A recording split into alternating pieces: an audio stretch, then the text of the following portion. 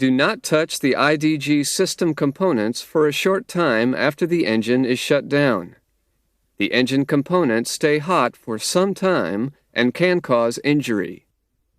If the oil is below the minimum level, the green band, add oil to the IDG. Now, prepare the IDG for servicing. Remove the caps from the overflow drain and pressure fill valves.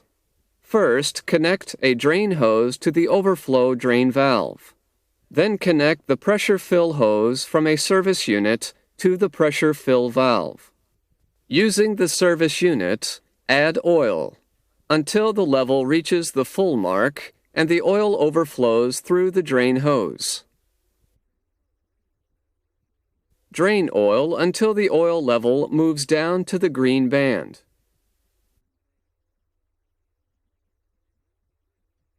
Remove the drain and pressure fill hoses from connectors and reinstall the caps.